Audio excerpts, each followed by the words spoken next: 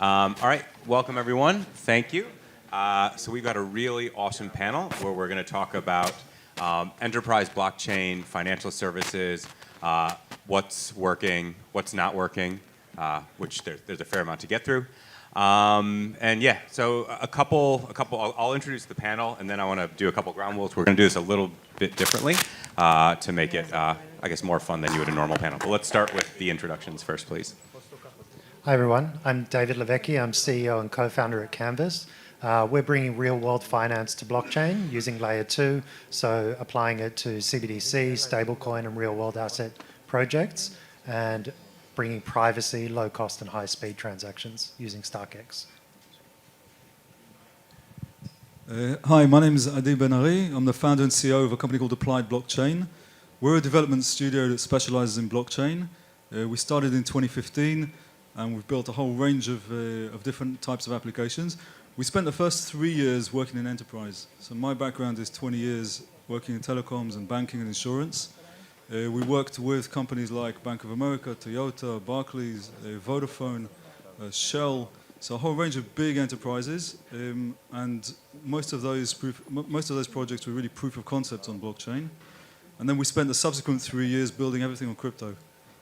So NFT marketplaces, similar to the one you've just seen, DeFi protocols, bridges, oracles, and so on. So we've kind of got a perspective on all these things, and we think StarkWare could be interestingly positioned to really take the space forward. Thank you. Hi, I'm Louis, facilitator for Maker on StarkNet, so rebuilding Maker on StarkNet. For those who are wondering why I'm on this panel for enterprise, so first off, a lot of enterprises are going to Maker to understand what they can do in the space. So we have a number of deals in the work with big banks. And before joining Maker, I worked for financial data companies on utilities, helping them with their blockchain strategy. Awesome. Okay, so how we're going to do this panel. So first of all, I find panels where the moderator asks a question, and then you go in a row, and then you go in a row. I find them very uninspiring. So I'm encouraging the panelists to have strong opinions, to disagree with each other, to be respectful, but we want this to be more of a conversation than in a row. I'm also I'm happy to take questions from the audience during, with a couple caveats. The question can't be a speech, a question is short, so make sure it's short. And also I have the right to veto the question if it's off track or something like that. But we have three very accomplished, very smart, pretty technical people on stage.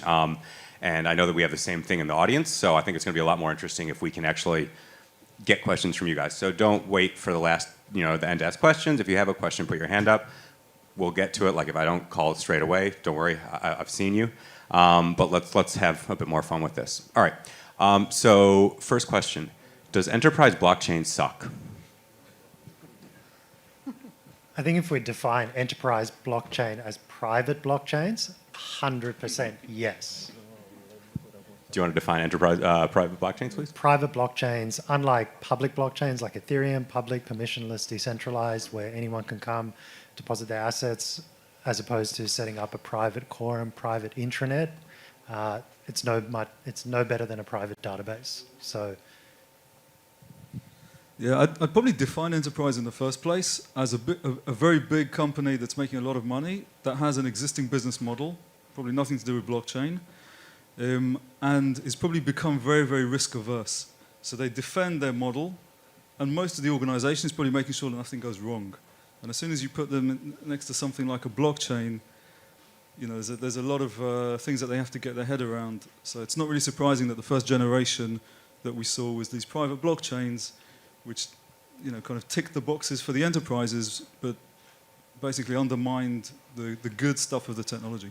So you've had experience with enterprise blockchain. Can you just give us a bit more detail in terms of what hasn't worked in the early days?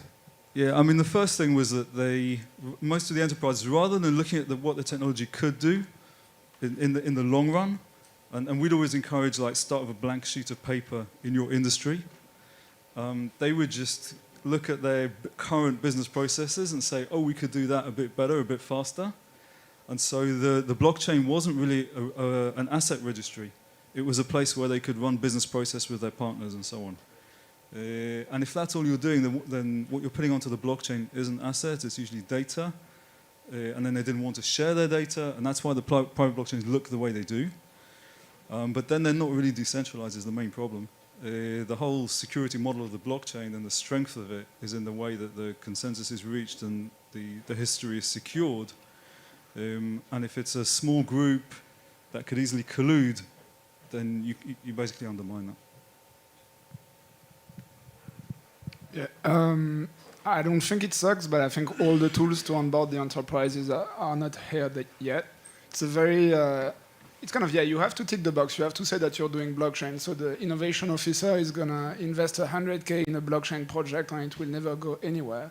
To be able to convince the top, you have to basically come with something that's you know, kind of a small step. And I feel like today it's very binary. Either you're doing blockchain and you feel like you're trying to relaunch your legacy business on a new stack, or you don't do blockchain. And I think there is a lot of interesting thoughts and tooling to be built around having something in the middle. Financial data marketplaces is a very good example. You can build it on a blockchain fashion, but then Goldman Sachs can see that Fidelity is consuming that data set, so it doesn't fly. So what industries do you think, so you talked about financial services, do you think that financial services is the industry that will actually start to use blockchain in production at scale? I think you guys know better. Yeah, I think the financial industry is the one that is enjoying, let's say, the inefficiencies of the current setup. So I think it's actually the consumers of those financial services, be those other enterprises, other companies and consumers, who will be the first ones that will want the cheaper, faster, better. I take the contrarian view. So you just heard from Kai, and they were talking about how Visa's integrating USDC and stablecoins and CBDCs. I think that's inevitable. And it delivers such huge gains. Like the fact that you can't move money outside of business hours is just ludicrous in this day and age. And we just take it all for granted because it's just a natural part of blockchain. So I'd agree that it's more of the back end, the heavy lifting that's going to change. And the consumer side and paying with your stable coins, you need mass adoption around wallets. There's a lot of things that have to happen first as dependencies, but a lot of things can happen in the back end very, very quickly, or at least on a shorter time cycle. Yeah, I would second that. When you look at other verticals that are using blockchain, so I'm not going to name all of them, but few. So insurance is going to do pools to finance insurance before putting all the due diligence and all the contracts and all the data points on the blockchain. If you take science, decentralized science, they are first going to be financing projects before putting scientific collaboration on the blockchain. So it feels like it's really like the financial primitives that are going to unlock some industries first, and then maybe on top of that, they'll build more on decentralized storage or on the blockchain. Yeah, I guess I see things a little bit differently as well. So I think what's actually happened, again, the sort of Enterprise 1.0 was really business processes, it wasn't assets. Then an interesting thing happened when crypto took off with NFTs and DeFi, was that we saw financial institutions starting to invest in crypto on behalf of their customers. So that was a new touch point. And the second one we saw was NFTs. So enterprises, big brands start to engage with NFTs. I think that what we're going to see going forward is enterprises creating their own assets. So real-world assets and different types of, let's say, financial assets that live within an enterprise that could be tokenized, and these could be new business models and new revenue for the enterprises. And that cuts across a whole range of industries. But it's not an easy thing to achieve, so like anything with enterprise. Henry, can you talk a little bit about what MakerDAO has done with Society Generale? I think it's probably the best example we've seen of like tokenizing real-world assets and actually using them on chain. Yeah, for sure. So we had a number of like project finance projects. So you know those big projects where you finance equity, you finance debt, you build stuff, highly illiquid. So I think we are really realizing that Maker has a mandate, around like not falling apart basically and censorship resistance. And real-world assets is really an issue because real-world asset can be seized, right? So for Maker Core, really the thinking at this point is 3 months treasury bills are probably the safest thing we can do, but You will learn more in the next few months and quarter. Maker has this endgame plan with basically the idea of making it easier for people to build on Maker, use DAI, and those are those entities on top of Maker that basically we would delegate the real world asset strategy to. The other big challenge for Maker is that if you have a legal entity, you are not censorship resistant anymore. So there is really, I think, literally even businesses to be built that would be legal out of the box to build an insurance protocol, legal out of the box to build an equity on debt vehicle protocol, for example. I want to talk about StarkWare in particular, because I think there's an interesting angle here. When we look at the enterprise, the blockchain platforms that were built for enterprise, right? So R3 Recorder, Hyperledger Fabric, and Quorum as well. If you look at the way those platforms are engineered, they're built so that two parties transacting, they're the only two that know about each other's transactions. Right? No one else knows about it. And so there was this concept of having a ledger that everybody has consensus around kind of disappeared. And so those blockchains can't actually be used for assets because you don't have the history of an asset. And if you look at public blockchains, they're very difficult for enterprises to work with for a lot of these use cases because so much is revealed.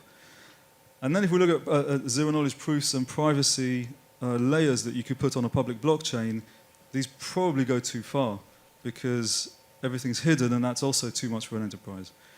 StarkWare and StarkNet could potentially fall somewhere in the middle, right? Where you get the security from a layer 1 that's rolled up to a layer 1, you get the privacy that you might get on a private blockchain, and so you can potentially see a way of ticking the boxes maybe for everybody.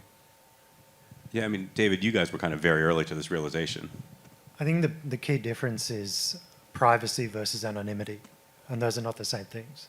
And this is one of the beautiful parts of StarkX and to some extent StarkNet with data off-chain. What can you do with that? Just that simple primitive of having privacy from L1. So there's still some record on L1, but all of the transactions that are happening on L2 are confidential, and that's just critical for enterprise adoption.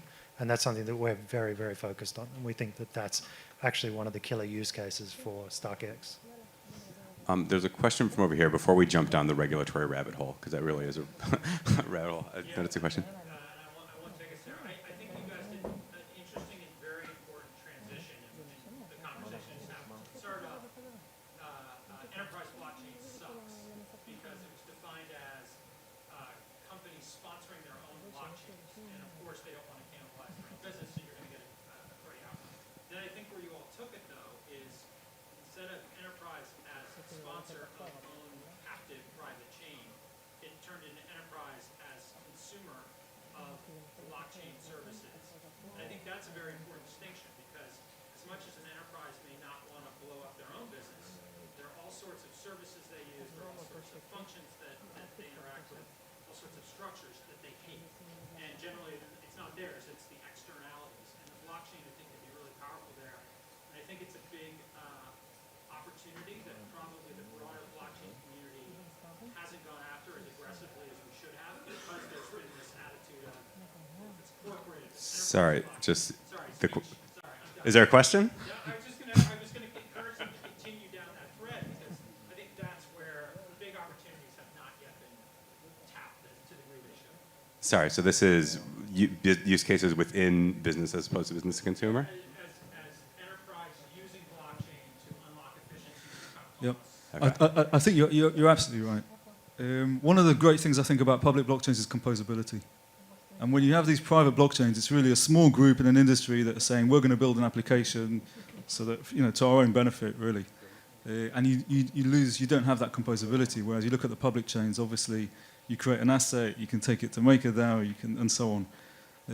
So I think that's spot on. The value that they could potentially get from those other services that they could then interact with in a different way is very interesting. It's actually why I got into the space in the first place, because my background was integrations.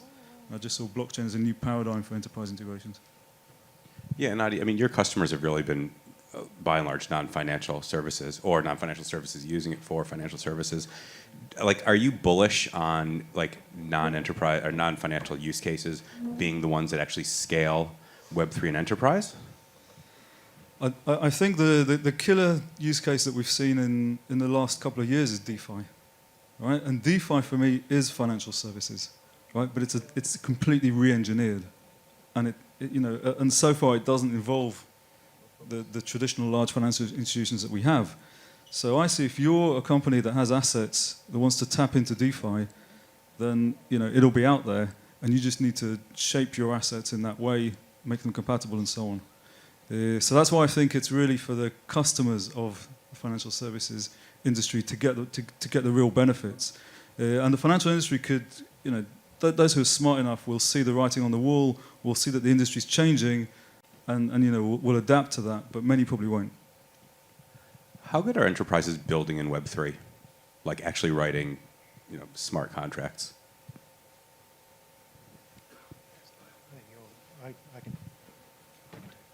I think going to an enterprise and saying that they have to write in Solidity or in this room in Cairo, that's a big step up. They've got existing systems, they've spent years, millions, hundreds of millions of dollars building, and having to rewrite it into new languages and recreate existing processes is a big challenge. I'm sure you put up with that. And so I think simple APIs and SDKs that allow them to get the uplift and the huge benefits of blockchain without having to rewrite, just simple, easy integration that lets them extend their existing applications and get the benefits of being on-chain, but without having to do a complete rewrite. Yeah. I think many sort of reimagined decentralized services kind of go against the DNA of many enterprises. And so I think it's back to your point that they're really going to be they could be consumers of these services and play different roles in how in the services themselves, rather than it's changing their offering, right? Or creating a new version of their offering.